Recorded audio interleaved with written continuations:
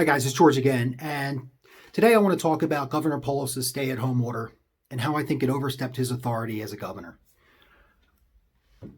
In the case of the COVID, and this discussion isn't going to be around the effectiveness because there are no counterfactual on how effective this stay-at-home order was. I have my opinion, you have your opinion, the doctors have their opinion. Will all make the argument that the professionals know what they're talking about, except when it comes to the world of public policy and laws. I don't think that we can allow scientists to dictate what the public policy is, no more than I think that a politician can dictate what surgery is required, right? I mean, it just shouldn't be that we give up our political power to a technocrat or a scientist, all right? Now, they're great for informing people, but they're not okay. They shouldn't be part of our political culture.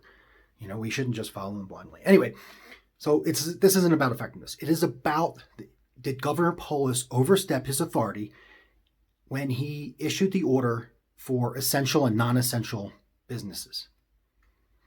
My opinion in this case is he did. And the reason I believe that is that he got to choose winners and losers in this entire COVID-19 crisis. And I'm going to just use the argument that I'm going to use the example that people have used probably countrywide. Alcohol and marijuana shops are open right now. Alcohol and marijuana shops are open right now.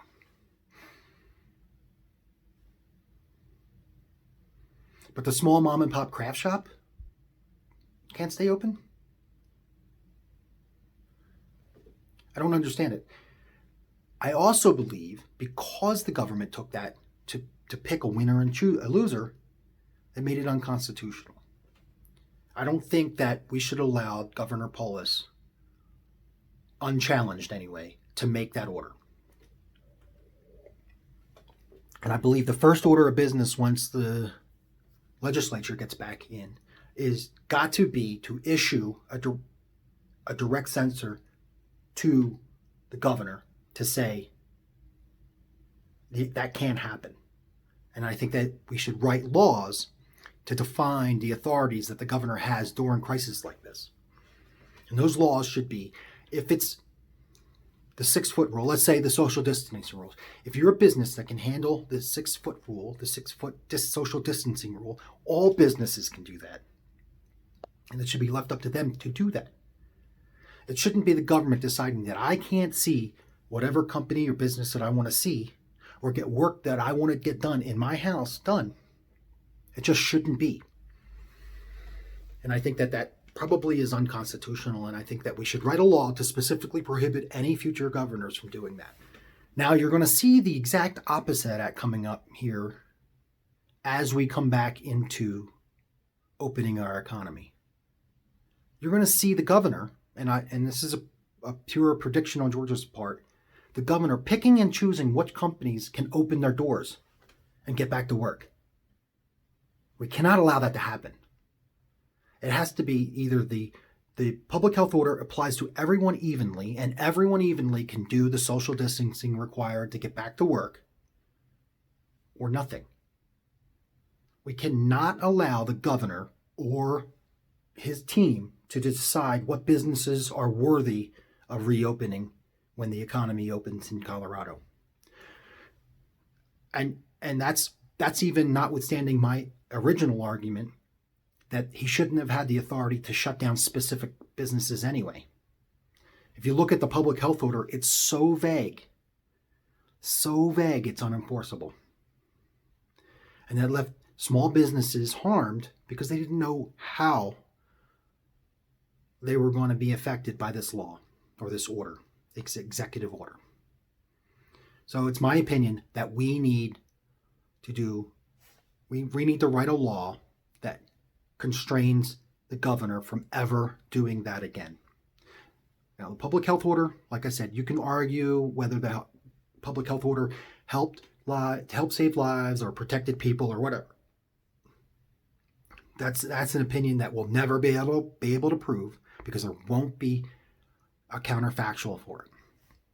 The only thing that I would say is, why didn't we discuss the flu rates in this social distancing world? Did they go down as well? I don't know. But I do know that restricting specific companies, specific businesses from doing business in this law should have not been allowed.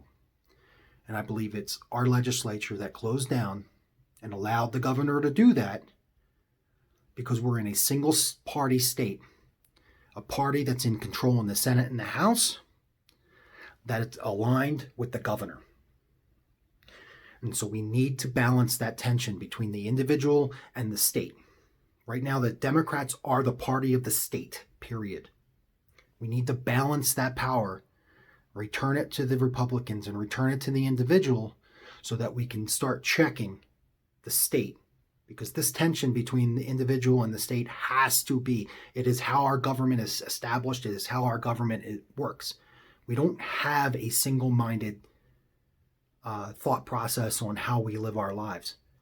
We always have to balance the necessary evils of the government with the liberties and the rights of the individual. And right now, we have a legislature that has given up that authority to the state because they are the state.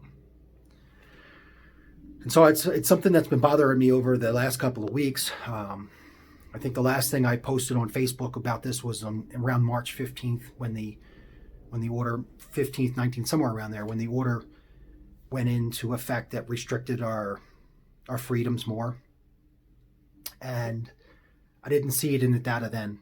I didn't see why we were doing what we were doing. And I still don't. But I believe that he took his authority too far. And we need to check that authority and make sure we know that the individual is important. You know, the public health order is a public health order, fine, but it needs to be evenly applied and it can't select winners and losers during these times of crisis. Okay, well, I hope you stayed till the end of this video. I'll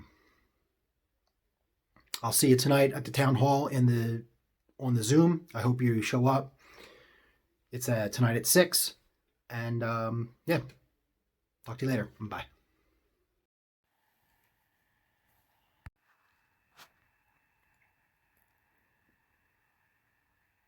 Paid for by the committee to elect George Rapko to Colorado House District 18.